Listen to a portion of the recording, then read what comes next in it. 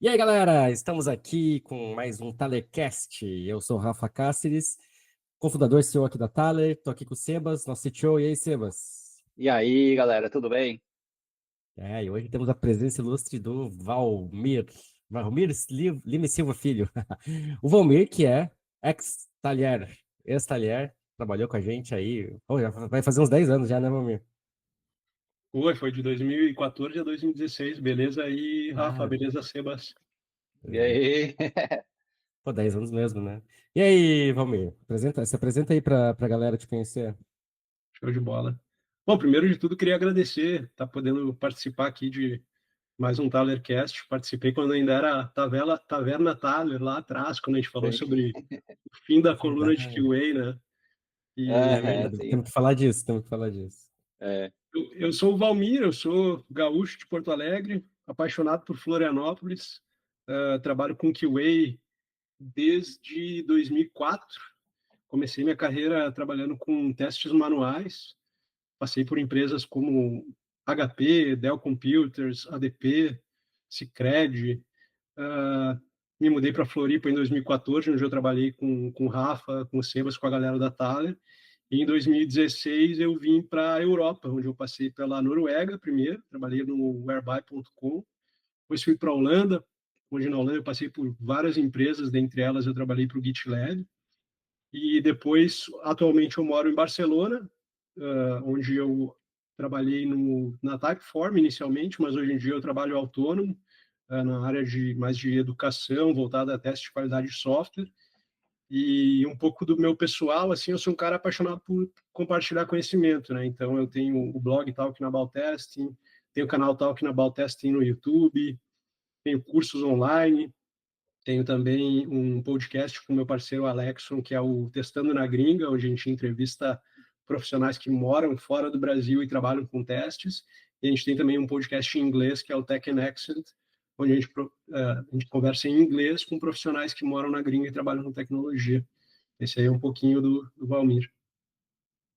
Muito massa, cara, muito massa. Essa história é muito legal. O Whereby, né, o antigo Appearing, né? Todo Appearing, mundo é. usava, né, numa época, né, cara, muito legal. E a gente tava... Esse é um assunto que a gente vem conversado nos últimos tempos, assim, justamente porque, bom, cada vez mais a gente vê que software, né, essa necessidade de a gente testar, né, de ter testes, principalmente testes automatizados e tipos de teste, e a gente tem visto muito, né, pelo menos a nossa galera, a gente que produz software todo dia, esse uso da IA muito forte na área de qualidade, né, e quando a gente estava conversando sobre isso, a gente falou, pô, vamos chamar o Valmir para a gente trocar uma ideia sobre isso, para ver como é que anda esse mercado e como é que... E a gente tentar pensar um pouquinho aí futuro também sobre essa Uhum, área. Então, eu acho que a primeira pergunta, Valmir, que eu queria fazer para você é assim, qual que está sendo o impacto da IA, né, nesses últimos tempos? Qual que está sendo o impacto da IA dentro da área de qualidade, assim, né?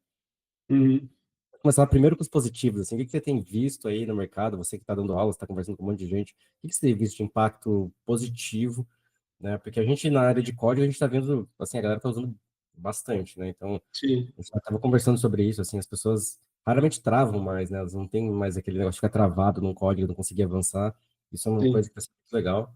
E a gente tem visto muitas pessoas usando também né, as IAs, né, LLM, para gerar teste dos códigos também, né? Uhum. E diz assim, o que que você tem enxergado aí, cara? Qual que é a sua visão? Cara, de impacto positivo, eu acho que tem muita ferramenta assim aparecendo, né? Que nem o GitHub lançou o Copilot, né, no início, e depois eles lançaram outros subprodutos, como por exemplo Test Pilot, né? Tem, acho que bastante empresa investindo, como todo mundo, né, em IA hoje em dia.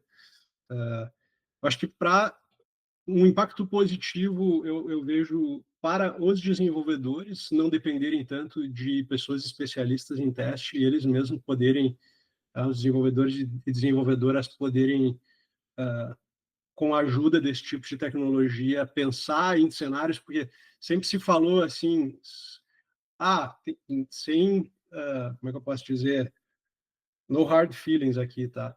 Mas tem muito QA que fala desenvolvedor não sabe testar. né? Não tem aquele pensamento mais crítico, acaba só olhando para o que está fazendo e não para uma coisa mais ampla, né? E às vezes se tu tem esse pensamento muito fechado, tu poder trocar uma ideia com uma IA generativa para pensar em outros cenários que tu não está pensando, imputar o teu código ali e dizer que cenários que eu poderia gerar para isso aqui, né? Quem sabe pode te abrir a mente um pouco para desenvolver a coisa pensando nos cenários que tu não estava pensando antes, né?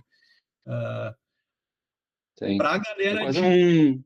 um rubber duck, né? Tipo assim, é o rubber duck mais avançado aí, ou um rubber duck Exato. que não seja humano, né? Mas ajuda você a trocar ideia. Não necessariamente ele te dizer o que fazer sempre, mas essa troca de ideia ali, principalmente pela pessoa que está ali cuidando de fazer testes ou do QA, né? Fazer o QA ali, acho que ajudaria bastante, assim, de poder se questionar, né? E tudo.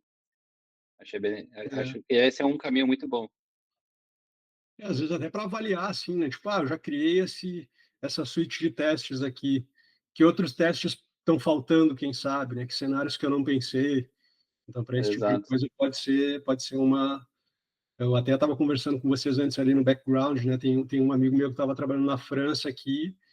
Eles estavam desenvolvendo um software que a ideia é tu colocar um agentezinho para ficar rodando em diferentes ambientes. Então, imagina, tu tem um ambiente de produção, onde tu tem um agente lá rodando em produção, e tu tem um ambiente onde os testes são executados, tu tem esse mesmo agente rodando nesse outro ambiente.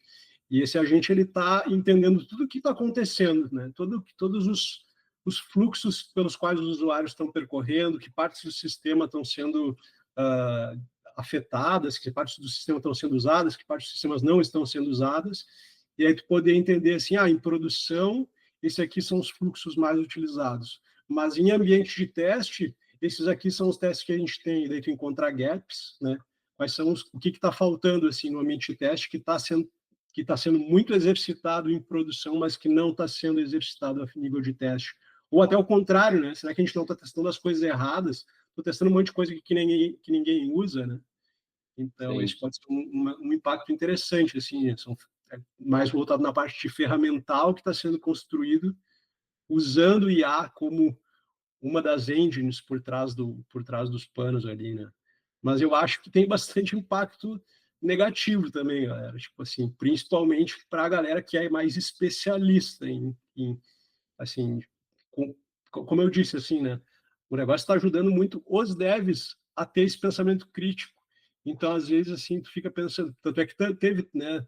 Óbvio que a pandemia impactou muito nessa onda de layoffs, mas eu acho que a IA também, saca? Porque eu, por exemplo, quando trabalhei na Typeform, quando teve onda de layoff na Typeform, QA foi uma coisa que caiu junto, saca? Tipo assim, vocês não são quem constrói o software, vocês só testam. Então, vocês não são essenciais, né? E eu acho que tanto assim a questão de muita contratação no passado, exageradamente por causa da pandemia, quanto essa onda de aí de achando que é tudo meio mágico e que vai solucionar todos os problemas, tem algumas empresas que pensaram, a gente não precisa mais, né? Então a gente vê bastante galera desempregada e tudo mais. Mas eu acredito muito sim, que assim, cara, que como tudo, qualquer outra tecnologia, tu tem que se adaptar, tu tem que aprender a usar porque é um superpoder que tu vai ter ali, é um super pair programming. Então, se os QAs, a galera que trabalha com o teste sabe fazer uso disso, vai se destacar, não vai ficar desempregado, né? Mas e um outro impacto um pouco negativo que eu vejo é essa questão assim de se acreditar muito no código que está sendo gerado e aceitar sem um olhar mais crítico, né? Sem uma sim, revisão. Então, assim, eu vejo que existe um espaço muito grande, visto que hoje em dia tem muito código sendo gerado que não é gerado por humanos, existe um esforço muito grande necessário a nível de revisar esse código que está sendo gerado, seja lá se é um código de sim, produção, uma feature, ou se é um código de teste, né? Eu, por exemplo, sim. o Sebas me recomendou o Cursor.com, né? Aquela IDE que é tipo um branch do VS Code, e eu pedi para ele, com base nessa aplicação aqui, com base no código do back-end, cria aí uma suite de testes. cara, redondo, assim, muito bacana, assim, o código que ele criou. Quando eu fui para o front-end, eu escreveria teste melhor, saca? Então, eu acho que essa coisa de tu olhar para o código, entender o que, que a IA está gerando e ver se tem formas melhores de revisar, isso envolve uma coisa que ela é humana, né, do pensamento crítico, de tu saber ler código, de tu entender a ferramenta que está sendo usada para ver se as melhores Sim. estão sendo usadas. Tá? É, Então, porque meio que, tipo, a gente passa em vez da gente gastar tempo escrevendo o nosso erro e resolvendo os problemas do nosso código, a gente passa a escrever menos, mas passar mais tempo corrigindo o erro do código que foi gerado, né? Tipo, que a gente é, vai ficar ali, tipo, não roda, não funciona o código que gerou, né? Até ele fazer funcionar, vai ali um tempinho que você poderia ter gasto fazendo, né? E exatamente. também fica tão fácil às vezes gerar que é tanto código gerado que o risco das pessoas não olharem o código também acho que aumenta, né? Porque, tipo, gerei o código aqui, rodei e funcionou, beleza, ótimo. Mas o que tem ali o código, o que ele faz exatamente, É. Mas ao será que tá mesmo bom? tempo, uma coisa que acabou de vir na minha mente, assim, que eu tenho pensado, eu vejo a indústria de desenvolvimento muito evoluída, tanto a nível de a exigência que o mercado está trazendo para os desenvolvedores, quanto Sim, as tecnologias que surgiram na última década aí, enquanto que no mundo de QA, de qualidade e testes, eu vejo dois mundos completamente opostos. Eu vejo a galera que tá afim, que é dev, que gosta de testar, e eu vejo a galera que vem do mundo de testes manuais e quer automatizar porque o mercado demanda. Essa uhum, galera está perdendo para a IA de longe, assim, porque a IA sim, cria código muito melhor do que essa galera, sinceramente. E eu vejo assim, por isso que eu trabalho muito hoje em dia nessa parte mais de educação, porque eu quero subir a barra de como que a gente faz software, saca? Eu quero que a galera que está ali trabalhando, botando a mão na massa, faça o negócio do jeito direito, porque não dá mais para aceitar, né? Tipo, software meia boca, né? Então, é, é complicado. Provavelmente tem, sim. tem muita empresa que faz teste manual, assim, ainda. Tipo, galera testando lá manualmente. Tem bastante no mercado ainda.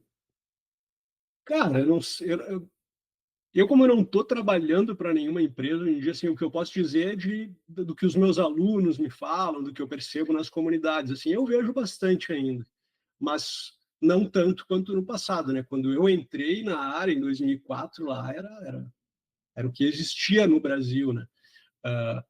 Mas, cara, infelizmente tem, assim, eu vejo bastante gente reclamando, assim, que a vaga diz que vai trabalhar com automação, mas na hora do vamos ver, é manual.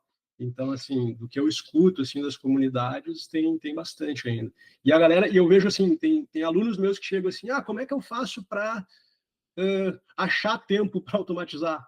Eu falo, automatizando, é exatamente automatizando que vai achar. Se tu Boa, continuar fazendo teste manual, tu vai cada vez ter menos tempo, porque por pela sim, questão do teste de regressão, né? Tipo, o software cada vez vai crescendo mais. Se tu quer continuar garantindo que o que já funcionava continua funcionando, tu vai perder mais tempo ainda enquanto tu estiver fazendo um lance manual. Então, tipo, vai achando tempo aos pouquinhos, pré-automatizando, porque isso vai te dar tempo lá na frente, né?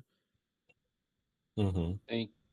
É, É aquela coisa do investimento, né? Tipo assim, que Exato. é investimento a longo prazo, de você poder chegar num momento de fluidez, né, onde as coisas estão fluindo, ou ficar naquele vai e volta o tempo todo porque as coisas estão quebrando e tem que ficar Eu acho que voltando o atrás. ponto importante, Sebas, é que o longo prazo não é tão longo quanto se a gente fizer uma analogia Isso, com investimentos financeiros, onde tu tem que ficar sim, acumulando riqueza por 30 anos, para é, daí começar a ganhar renda passiva.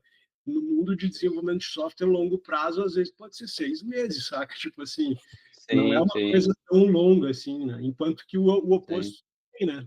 O tu não fazer um negócio direito, às vezes pode apodrecer o software muito sim. rápido também, né? Eu acho que se uhum. você está testando, à medida que você for desenvolvendo, eu acho que o ganho é, assim, questão de uma semana, porque o software sempre está mudando, né? Então, qualquer mudança que a gente faz traz um certo risco, né? De que as coisas podem não estar funcionando do jeito que a gente, do jeito que a gente planeja, né? Sim. E então, assim, realmente não é tão longo prazo nesse sentido, mas longo prazo eu penso assim de ter uma coisa constante, né? Ter uma coisa sustentável, assim, que ela Sustentável, se mantém exato. Entendeu? E não é uma coisa que a cada modificação se torna mais caro, assim, sabe? Esses tempos agora eu li o livro do Kent Beck, um dos novos ali, o Tiny First, e ele fala muito sobre o custo do software. E aí o custo do software o custo da maior mudança que você faz, na média, né, digamos assim.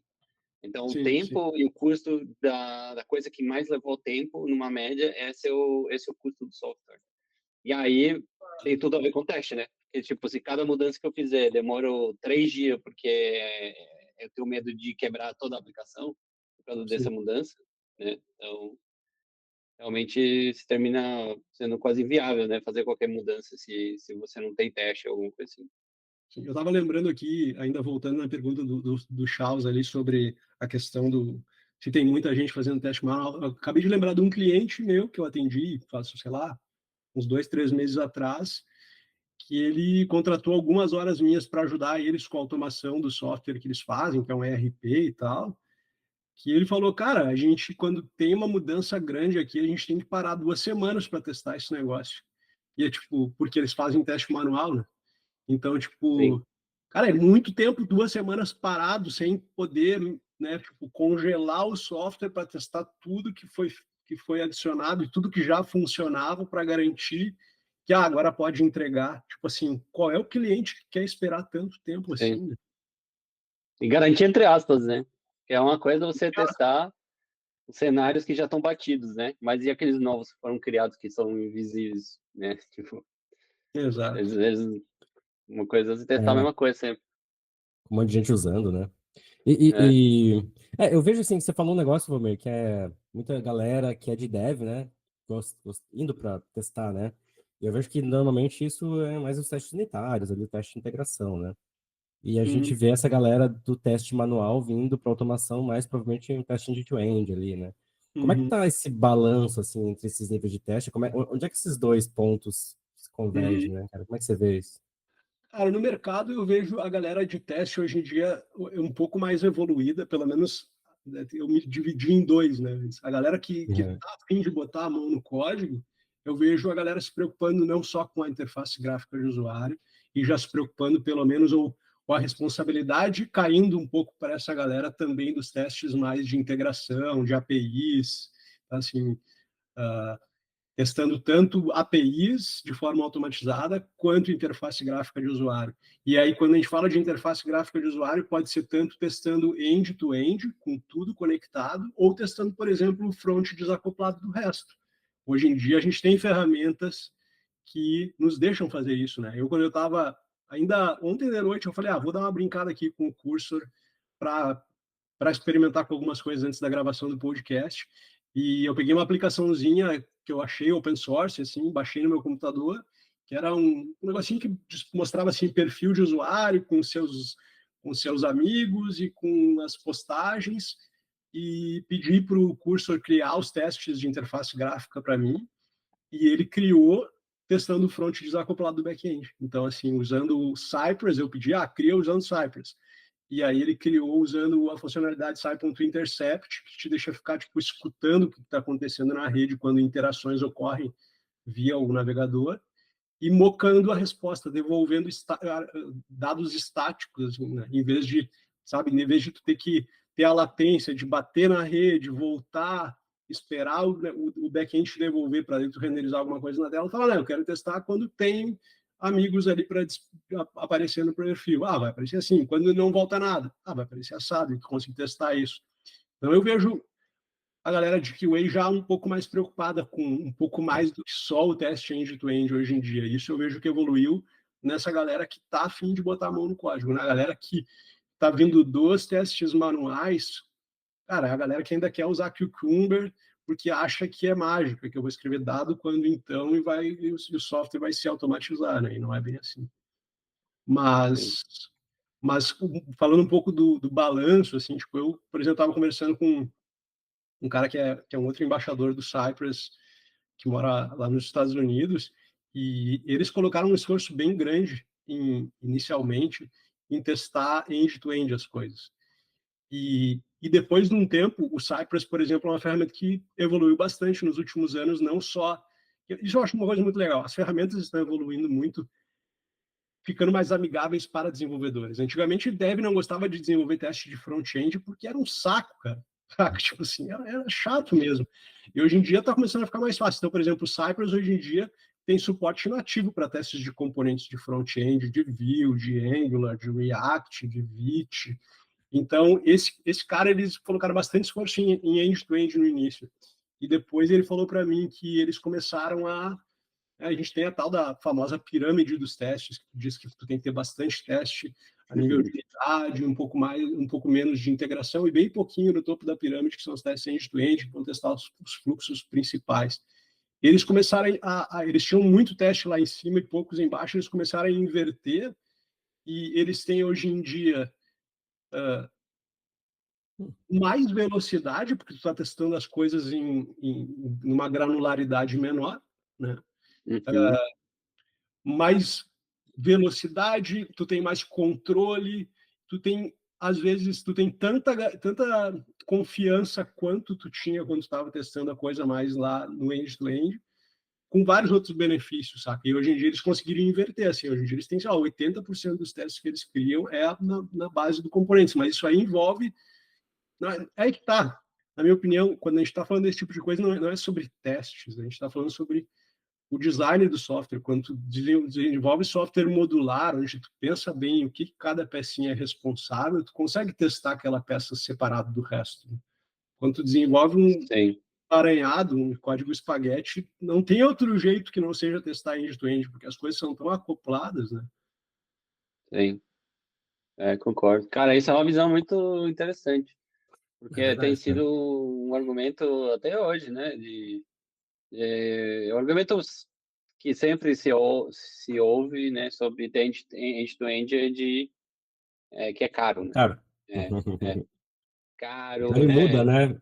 E tá toda É hora lento, mudando, né? é flake, né? É não determinístico, Flake, é, é mais difícil de depurar quando está falhando, porque pode ser que a falha seja porque um elemento demorou um pouco mais do que era para demorar para aparecer na tela, ou pode ser porque uma API está isso, fora do ar, ou pode ser por um monte de coisa, né? Então, tipo assim, quando um teste de uma granularidade menor está falhando, pelo fato de ser mais granular, é mais fácil de encontrar o problema. Normalmente ele está falhando por causa que, sei lá, tu tá passando uma propriedade que o negócio não estava esperando e tal. É sim, mais direto ao ponto, né?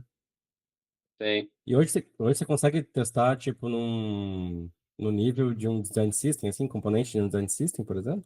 Consegue. Hoje em dia, por exemplo, eu estou Legal. oferecendo um serviço que eu ensino design de testes automatizados para os meus alunos. Então, eu desenvolvi uma aplicação que é o front-end desenvolvido em React, todo componentizado, o back-end em Node, e o desafio dos meus alunos é exatamente testar as APIs, testar o front-end pensando em testes de componentes antes de testar o end-to-end, e daí tu vai testar no end-to-end só o que já não foi testado nessas outras camadas. Aí tu consegue fazer o só um pouquinho lá em cima da pirâmide, porque tu já tem as outras coisas bem cobertas, né?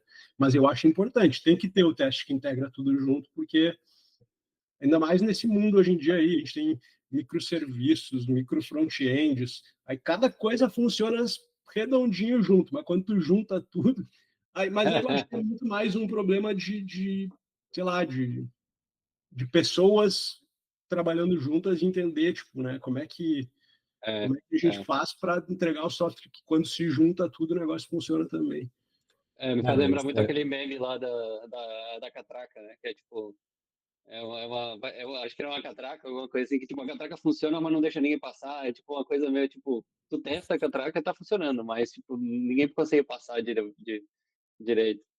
Então, acontece muito isso, né? Vai lá, testa o serviço vai estar funcionando perfeito, mas se você integrar com o outro, não funciona o comportamento da soma, né? Das duas coisas. E é, tem eu até tem escrevi, muito Desculpa, pode falar, Chus. pessoal. Tem muito aluno meu que pergunta como é que eu faço para balancear? E não tem uma resposta mágica, não tem uma resposta.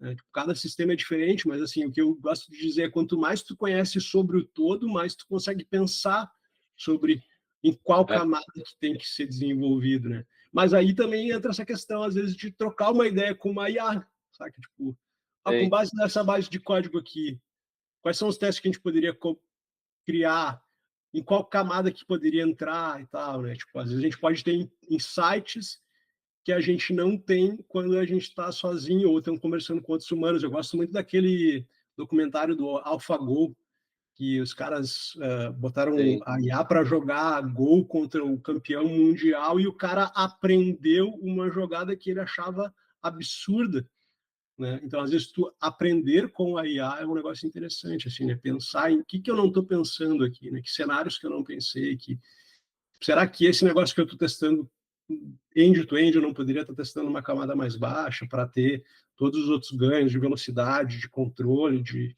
mais fácil de depurar quando o teste está falhando. Sim. E tu acha que o AI vai, tipo, fazer com que fazer o teste se torne uma coisa meio inútil, digamos assim, vamos supor? Só para gerar polêmica aqui, né? Não é que eu O que acredito quer nisso, dizer mas com fazer o teste se tornar uma coisa inútil? de fazer e de escrever, né? Digo assim, de você não precisar se preocupar mais com você ter que escrever o teste. Por exemplo, eu fiz o código, tá funcionando, eu acho, né? Tá funcionando, certo? Eu rodei aqui, tá funcionando do jeito que eu achava que tinha que funcionar, fez o comportamento. Agora eu vou lá e falo pra AI, oi, AI, agora faz o teste aqui pra mim. Aí ele vai lá, faz um monte de teste, roda, tudo verdinho, faz, faz o push e manda, né? Digamos assim, teste, cobertura lá no topo, né? Tipo 100%, tudo bonitão, né? Tu acha que a gente vai meio que chegar no nível assim de, tipo, fazer teste vai ser uma coisa quase automática, assim, quase invisível para os desenvolvedores?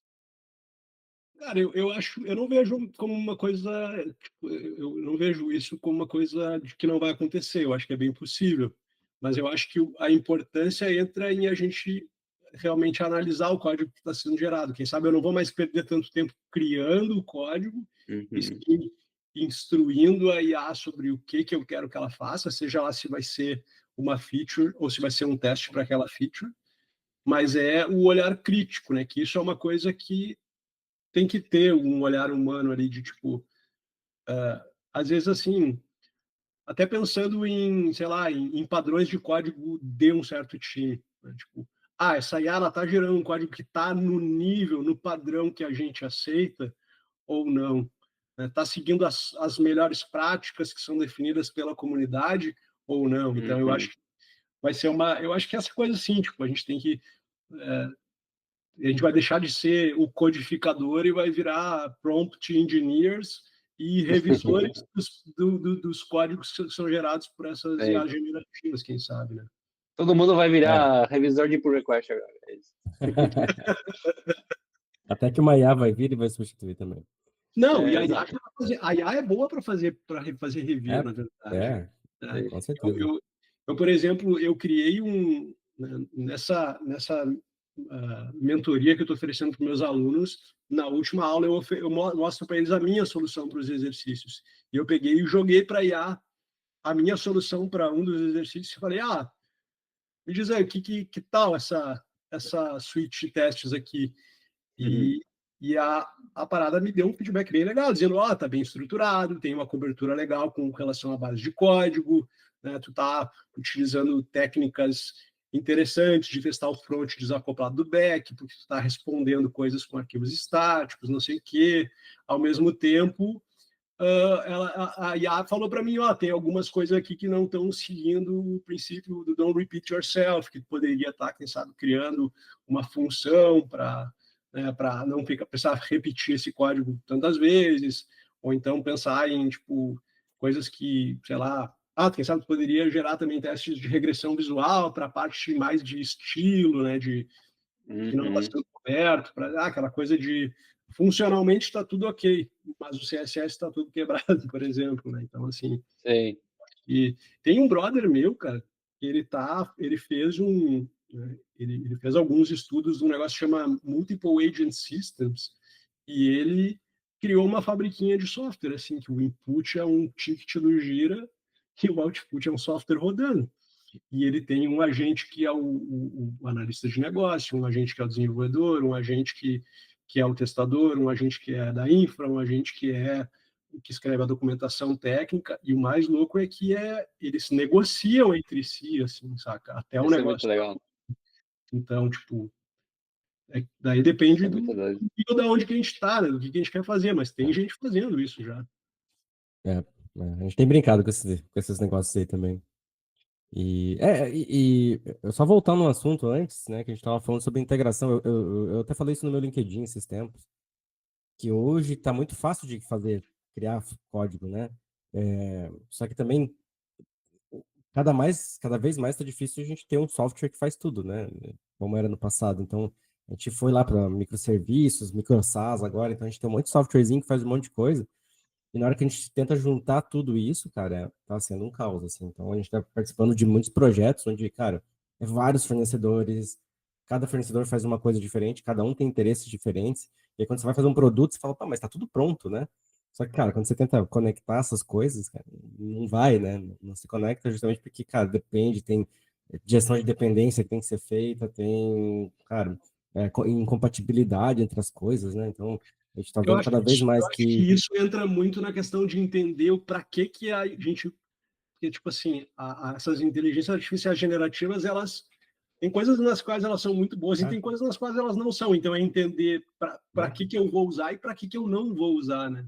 Porque para Uhum. juntar tudo, quem sabe, tipo, tu tem que entender, né, qual é que é o. Tem que Onde entender é o que a gente todo, está indo, né? Exatamente. né? Porque é muita otimização local, né?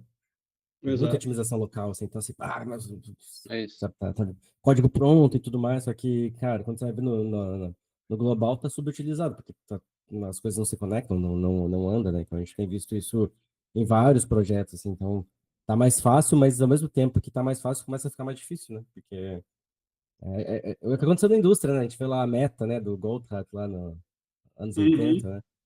Que era? Era robótica, né? Já na época, né? Era já robôs, né? Acelerando o trabalho, o que que gerou? Gerou um monte de estoque, Um monte de estoque. um monte de peça que ficava lá depreciando e o ganho mesmo para a indústria com a robótica foi muito baixo, né? No geral, assim. Foi muito bom localmente. Eu consigo produzir 10 vezes mais peça porque agora o robô não dorme, ele fica lá produzindo. Então, ele produzia e não conectava, né? Não tinha um fluxo para a entrega do valor mesmo, né? Então, a gente vê isso Sim. acontecendo agora com software, Essa analogia é ótima, né? né? Sim. Pensei nela agora. Não, mas é isso, né? Quando E, uma coisa se torna tão fácil, né? Tipo, de gerar, você consegue gerar coisa boa, assim como você consegue gerar muita coisa ruim, né? é, Então, tipo, você você se torna vai. muito eficiente, né? Mas será que é só.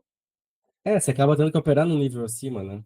É, E exato. aí, E, e nisso, assim, eu vejo que, eu imagino, Valmir, que deve ter empresas aí que tem as suítes de testes que rodam há sei lá quanto tempo. Como é que tá esse pessoal, assim, né, RPs e tudo mais, assim, sei lá, grandes RPs principalmente, né? Como é que essa galera tá pensando nessa migração, assim, de testes para esse mundo, tipo, sei lá, usando Cypress e tudo mais, tá rolando um movimento desse tipo, assim? Cara, eu acho que nessa questão, assim, quando a gente está falando de software grande, em grande escala, tem alguns problemas interessantes para lidar aí. Principalmente a gente faz teste automatizado porque a gente quer feedback rápido, né? A gente quer poder, em instante, saber se a gente pode seguir adiante ou se a gente tem que parar a linha de produção e corrigir o que está quebrado, né? Quando a gente fala de grande escala, e a gente pensa só no topo da pirâmide, só nos testes end-to-end, a gente perde essa velocidade, né? Por mais que a gente paralelize, né? Então, assim, tu passa, eu vou focar só nos testes end-to-end aqui, mas eu tenho 1.000 testes end-to-end. É tipo assim, porra, para executar esse negócio todo aí vai demorar para caramba. Daí tu fala, não, mas eu vou paralelizar. Mas quem sabe mesmo, mas paralelizar tem custo também, né? Até quanto tu pode rodar em 1.000 máquinas para rodar um em cada máquina para tu ter realmente, né, um feedback rápido? Não, vai sair muito caro, vou ter que rodar em 10 máquinas. Bom, então tu ainda vai ter 100 testes rodando em cada máquina, tu ainda vai ter. Daí a gente volta lá no lance do balanço entre os níveis de testes, né? Então quando a gente está falando de software grande, em grande escala, é mais importante ainda pensar nesses testes mais granulares, né? Que vão, por mais que sejam muitos, vão te dar o feedback rápido, vão te dar os benefícios que a gente está atrás quando a gente está escrevendo teste automatizado, né? Quando você fala de testes mais granulares, seria testes do quê? Tipo, Testes de dar um exemplo. unidade, testes de componentes do front-end, né? De pedaços menores do software em vez do software todo junto integrado, né? Sim. Porque é aquela questão, né, de é caro, né? Rodar teste end-to-end, né? São testes que às vezes ficam intermitentes, né? Tipo, aquela Sim. palavra, né? Fica, tipo, às vezes passa, às vezes não passa, né? Mas é o mesmo teste, ninguém mudou nada. Então, Isso é um outro ponto, né, cara? Tipo, eu, por exemplo, eu fiz uma talk ano passado na Test.js Summit, falando sobre... O nome da talk era No More Flake Tests. pô, Nos dias de hoje tinha que ser inaceitável tu introduzir testes não determinísticos numa suíte, porque isso é um baita de um problema. Quando tu tem um monte de teste que quando tu vai... o teste está falhando. Aí tu vai parar para investigar por que tu tá falhando. Aí tu dá um rerun e o negócio passa. A gente pensa, tá, mas por que será que falhou antes? Ou então tu dá um rerun, o negócio falha, aí tu vai investigar, daí tu perde meia hora investigando e tu descobre que o teste que não foi bem pensado, que não foi bem escrito, seja lá se foi escrito por um humano ou por uma inteligência artificial. Tipo, então, eu vejo uma necessidade do mercado evoluir um pouco no sentido de como é que a gente faz para não introduzir esses testes, porque qual que é o problema? Às vezes a gente não introduz, eu não escrevo um teste não determinístico de propósito, né? Assim como eu não introduzo um bug numa aplicação de propósito. Mas, assim, às vezes acontece assim, na primeira vez que rodou lá, criei meu pull request, na primeira vez que rodou, passou. Só que ele era indeterminístico já. Só que ele passou da primeira, rolou approval, rolou merge.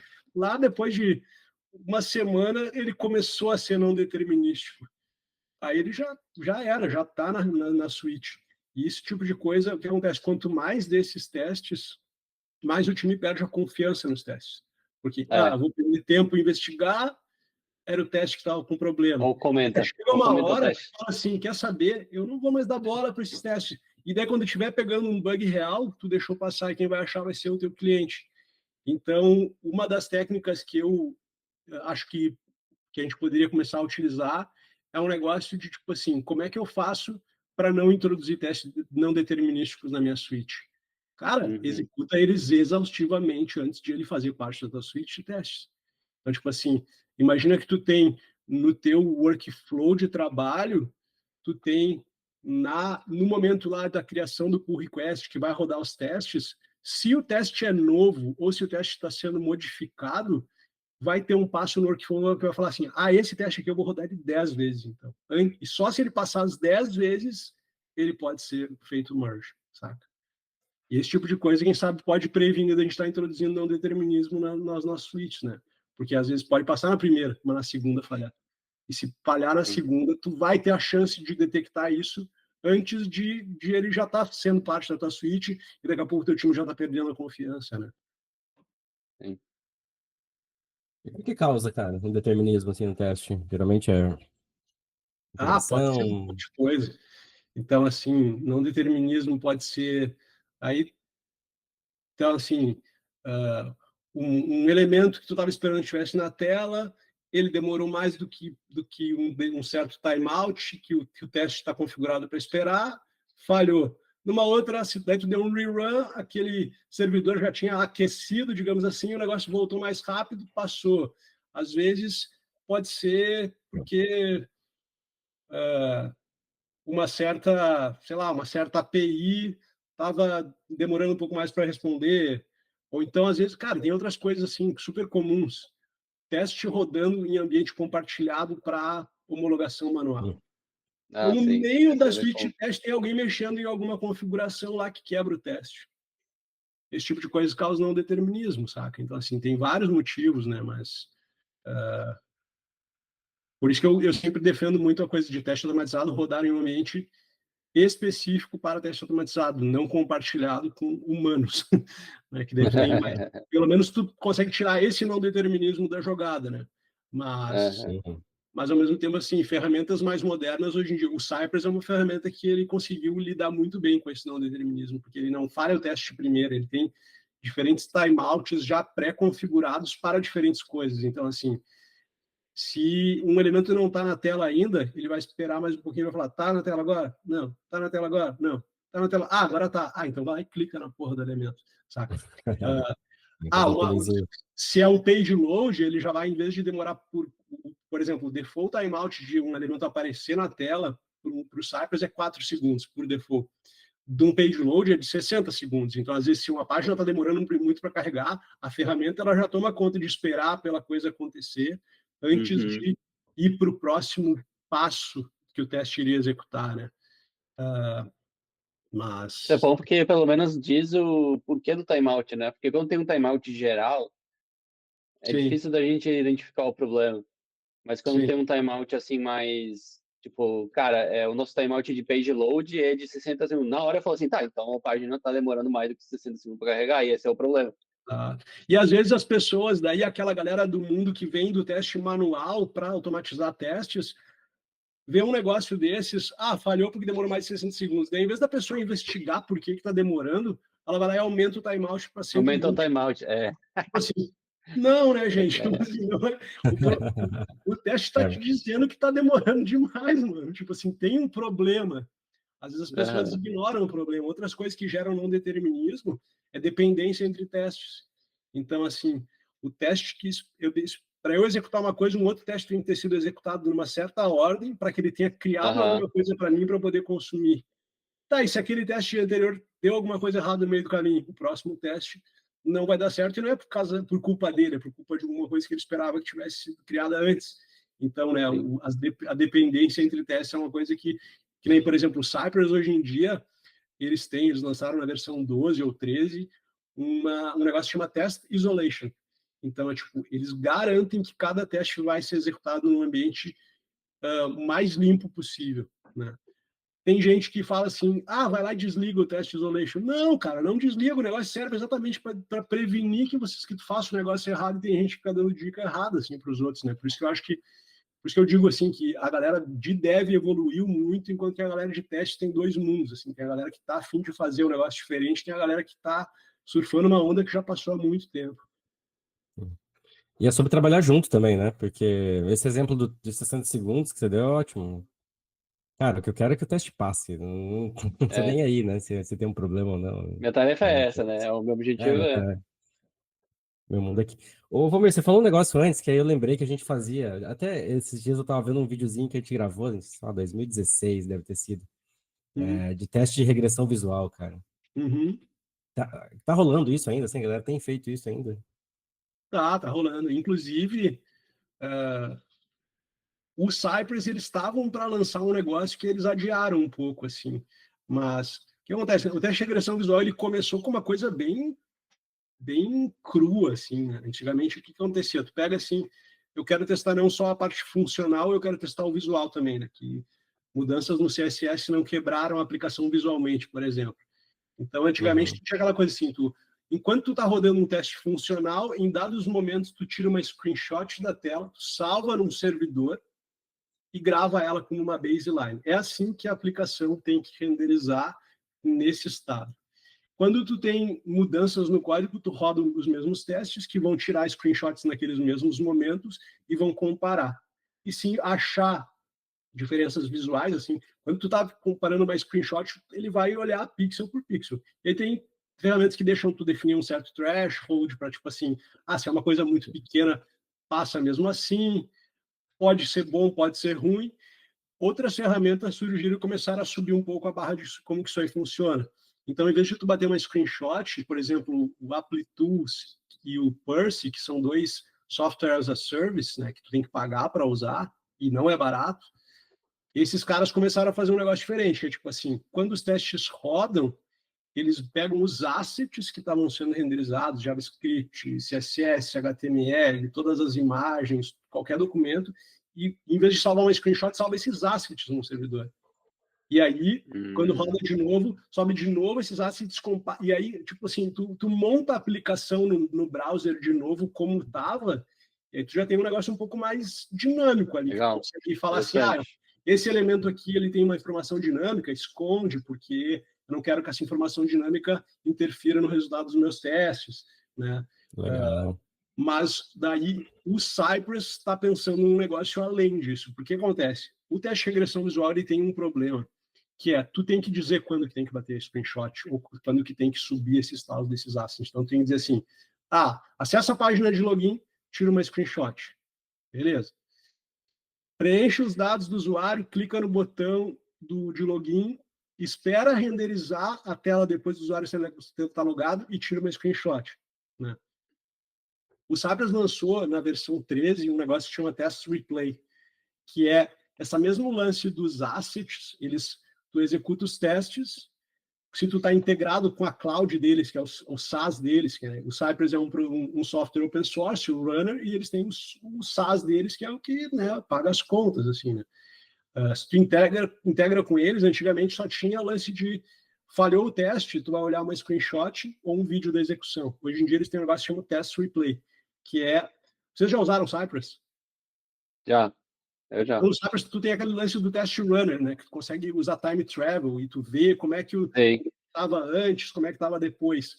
O test replay te deixa fazer isso na nuvem deles. Então, assim, é parecido com o Trace, legal. coisa assim que o Playwright tem. E esse tipo de coisa te deixa fazer coisas muito além, assim, né? Que nem hoje em dia o Cypress lançou, além do test replay, que é essa questão de tu poder fazer um replay do teste que executou lá no teu Continuous Integration, eles lançaram uma funcionalidade de accessibility testing e de UI coverage. Então eles conseguem... O legal disso é que, antes eu estava falando, tu tem que dizer, tira screenshot agora, saca? Com esse tipo de coisa que o Cypress está fazendo, que na minha opinião eles são pioneiros, assim, eles estão fazendo assim, tu escreve os mesmos testes, tu não tem que colocar nenhum passo a mais. E ele vai... o Brian Mann, que é o CEO do Cypress, ele fez uma talk na Cypress Conf do ano passado, onde ele falou um pouco sobre isso, assim, sobre como é que a gente faz para tirar mais valor dos testes que a gente já está escrevendo. Porque hoje em dia o valor que a gente tem é funciona ou não funciona, é a parte funcional do negócio.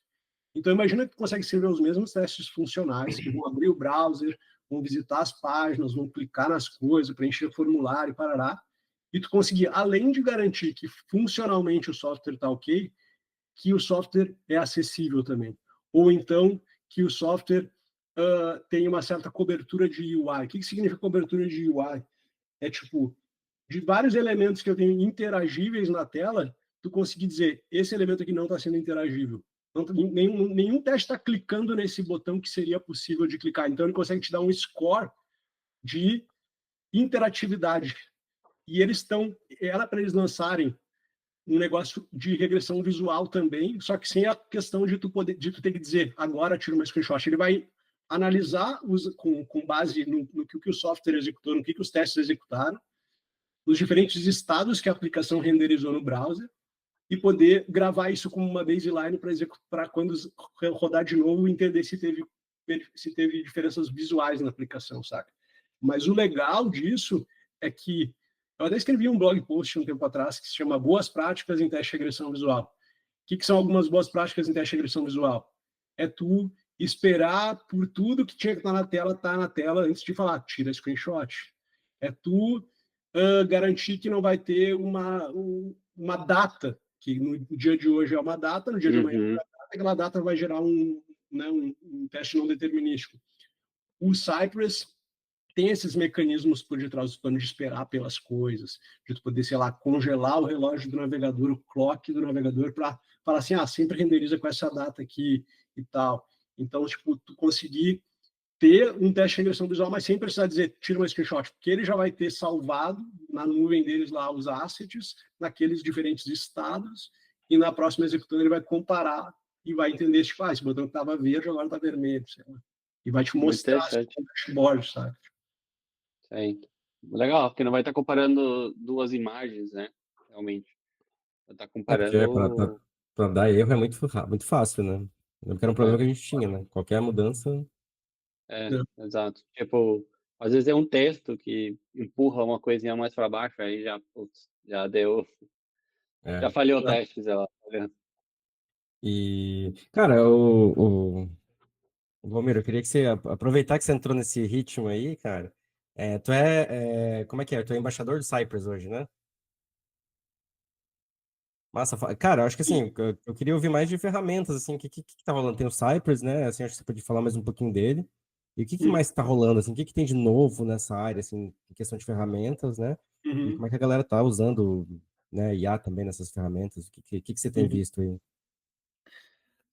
Eu tô bastante, sei lá, desde 2019, assim, eu meio que mergulhei, assim, no mundo dos SAPs. Eu fui reconhecido em 2021 como embaixador da ferramenta e tem sido a minha especialidade. Eu vejo um boom também absurdo no Playwright, que hoje em dia, inclusive, ultrapassou o Cypress em número de downloads no NPL, assim, que levou um tempo, assim, mas ultrapassou e hoje em dia está, assim, absurdo, assim.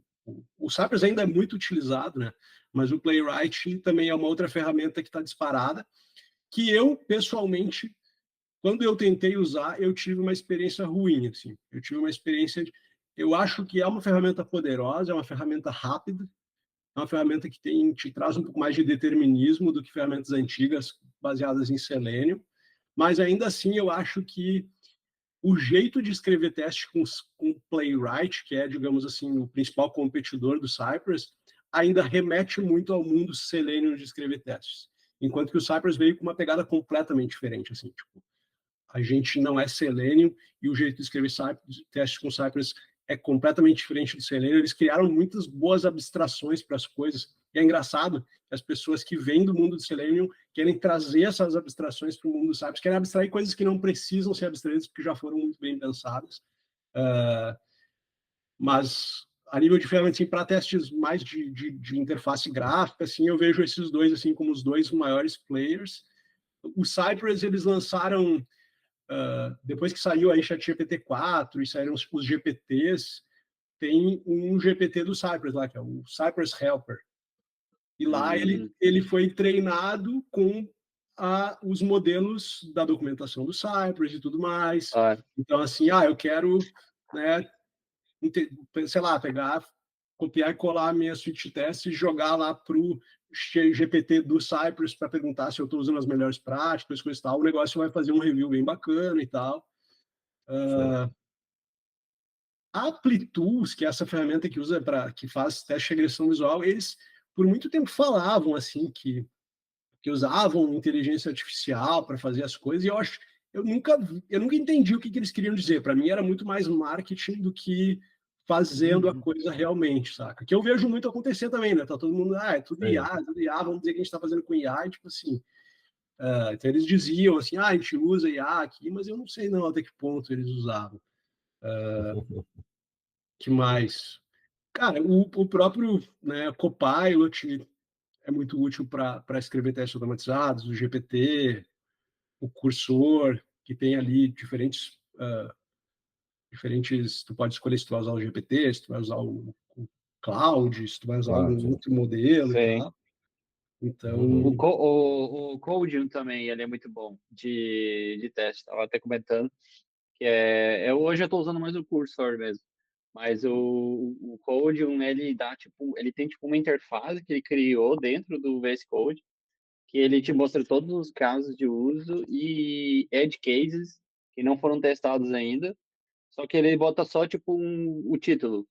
E aí, se tu quer gerar o código para aquele teste daquele edge case, você clica e ele gera, né? Então, tipo, pode ele não sai gerando um monte de coisa, ele só gera, tipo, o básico, e aí tu vai, tipo, granularizando mais, assim, os casos. esse Codium Que é eu bem ainda não, legal. não cheguei a ver.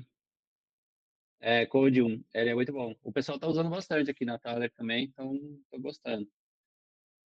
Mas, Essa eu também não conhecia. E, ó, bom, estamos indo aqui para a reta final do podcast. Eu queria, então, só para a gente finalizar, queria que tu falasse aí, bom, tua mensagem aí para a galera tanto para a galera de dev, né, e quanto para a galera de QA, sobre essa área de qualidade, assim, o que que você vê, assim, o que que você daria de recomendação para a galera hoje que está uhum. querendo começar, está querendo aprender mais, né? Pode fazer jabá aqui também, Pode crer. aproveita. Cara, eu acho que assim, né, em tempos onde a gente tem tanto código sendo gerado por inteligência artificial, cada vez é mais importante. Eu acho que a qualidade é uma coisa que é mais importante ainda do que antes, né? Porque antes a gente tinha humanos desenvolvendo código ali, né? E hoje em dia a gente tem muito essa coisa que é um código sendo gerado por uma inteligência artificial que muita gente aceitando às cegas, sem realmente entender o que é aquele. E isso aí já acontecia antes, assim. Quem nunca pegou e estava com um problema, procurou no Stack Overflow, achou a resposta mais votada, copiou e colou, nem sabe por que funcionou, mas aceitou, né? Isso é um problema que existe na nossa indústria. Então, o que eu sinto falta, tanto para, né, tanto para dev, tanto para QA, é entender as coisas com mais profundidade, entender os conceitos fundamentais antes de querer sair fazendo a coisa à la louca, né? Eu vejo muita gente vindo de teste manual querendo automatizar porque o mercado está demandando. Mas é gente que não sabe HTML, não sabe uma linguagem de programação, não sabe CSS, daí tu vai escrever testes usando XPath, que é um negócio horrível de ler, horrível de dar manutenção, saca? Então, assim, o meu recado final é, tipo, se aprofunde no que significa desenvolvimento de software, entenda um pouco mais sobre, né, prompt engineering para tu entender, que nem eu estava ontem escutando um podcast do Alan Page e do Brent Jensen, que eles trabalharam o Brent trabalha até hoje na Microsoft, o Alan, ele escreveu How We Test Software at Microsoft, alguma coisa assim, e eles estavam falando que, tipo, sei lá, ChatGPT, perguntaram para o ChatGPT quantos R's tem na palavra strawberry, e o negócio respondeu 2. E daí ele falou, não é que o negócio está errado, é que tu não soube perguntar o negócio direito. Ele falou, pergunta agora de novo, falando assim, faz um código Python que recebe como input a palavra strawberry e retorna quantos R's tem. Daí o negócio acertou. Sabe? Então, às vezes, é questão de saber usar a tecnologia ao teu favor, né? Saber como é que a gente usa esse tipo de coisa. Eu acho que cada vez está mais importante essa parte, assim, de revisar o código que está sendo gerado por esse tipo de ferramenta, para entender se o negócio está nos padrões que o teu time está oferecendo, né? Então, assim, e aí isso encaixa muito com esse serviço que eu estou oferecendo hoje, né? Então, a Test Design Masterclass, que é o serviço da Talking About Testing, que é o meu carro-chefe hoje em dia, é uma mentoria em grupo, onde eu ensino design de testes.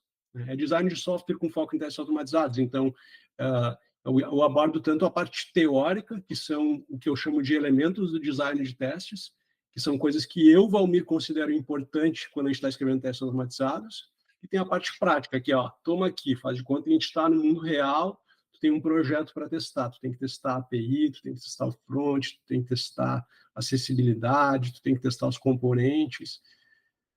Cria os testes aí. Se tu vai usar IA, se tu vai fazer na mão, não estou nem aí. Mas tu vai mandar para mim de volta para eu revisar. E eu vou te dar review construtivo para que tu melhore a tua suite de teste, para que tu melhore o design dos teus testes. O que significa melhorar o design dos teus testes? É fazer teste que é robusto, que não é não determinístico, que é rápido, que dá confiança para os times, que escala, né, que é fácil de dar manutenção, que outras pessoas vão entrar no time e vão conseguir ser produtivas, né? Então, acho que é um pouco disso. Muito bom, cara, muito bom. Esse curso aí parece muito legal. Curso é uma mentoria. Tem os cursos que tem mentoria, É né? uma mentoria em grupo que ela acontece durante um mês inteiro, né? Por enquanto, eu estou experimentando rodando aos finais de semana, então são 4 sábados de um mês. Tem alguns pré-requisitos. Então, assim, tem que conhecer o básico de JavaScript, no mínimo, tem que conhecer um pouco de automação de testes. Por isso que eu tenho, para quem nem sei automação de testes, eu tenho meus cursos, né, no Udemy, tem hoje em dia no Hotmart também. O meu expertise é em Cypress, então eu tenho curso de Cypress, um dos meus mais novos cursos chama Cypress do Zero à Nuvem, que é desde o básico de Cypress até estar rodando numa integração contínua, integrando com a Cypress Cloud. Tem o Cypress Playground, é o mais novo curso que eu lancei esse ano. Depois Cypress Intermediário. No Cypress Intermediário eu foco muito em ensinar a criar testes otimizados. Então, assim, o que significa criar testes otimizados? é não perder muito tempo na interface gráfica de usuário, para testar pela interface gráfica de usuário. Parece contraintuitivo, mas é tipo assim, tudo que tu pode criar por uma chamada de API, chama uma API para criar, para chegar no ponto que tu quer para testar ali, abrir a página e sair clicando. Tem o Cypress avançado, que ensina a testar o front desacoplado do back-end, usando fixtures para mocar as respostas que o back-end está te entregando, e aí tu consegue ter situações de erro, o que acontece quando o back-end está demorando um pouco mais. Tem um curso de boas práticas em automação de testes com Cypress, onde eu criei um monte de teste com um monte de más práticas e a gente vai limpando elas, aplicando boas práticas. Legal E, esse, hein? e por último, Legal. tem o curso de testes end-to-end, que ele aborda mais o ecossistema ao redor do Cypress, assim, várias libs ao redor e tudo mais. Muito bom, cara, Bom, muito bom. bem completo, hein? Caramba, recomendamos. Tem Recomendamos. o, tem o canal do YouTube, né? O Talking About Test. Tem o É, blog, talkingaboutesting.com, e tem o YouTube também, youtube.com/talkingaboutesting. E tem No meu YouTube ele site, tá direto ali. valmir.dev. No YouTube no YouTube é a rede que eu estou mais presente hoje em dia. Assim, eu faço live uma vez por semana, vídeos gravados. Ontem eu lancei um vídeo até sobre Começar a fazer trade-off. TikTok também. Cara, eu não gosto muito de rede social. Só LinkedIn. é isso aí, isso aí. Vale. Eu vou botar todos esses links aqui para a galera da descrição do vídeo, do podcast, que eu estiver ouvindo, né? A gente está gravando aqui. Tem o vídeo no YouTube, vai ter no Spotify. As redes do Valmir. Valmir, valeu demais o papo, cara. Quem Obrigado. quiser, Valeu, Almir. procure blog da Thaler. No blog da Thaler tem uns posts lá do Valmir. Dá uma olhada lá. Tem no podcast aqui também, já teve o Valmir lá atrás, no Taverna Thaler. Aparece lá também, galera, quem quiser olhar e ver a gente quando a gente era mais jovem, aí falando outras coisas. E, né? E sigam a gente aí, galera. Sigam, se inscreve no YouTube, assina o Spotify e acessa o blog. E muito obrigado. Até o próximo. Valeu, Até o valeu. próximo. Valeu, gente. Valeu, Almir. Obrigadão, Sebas. Até Obrigadão, mais. Rafa.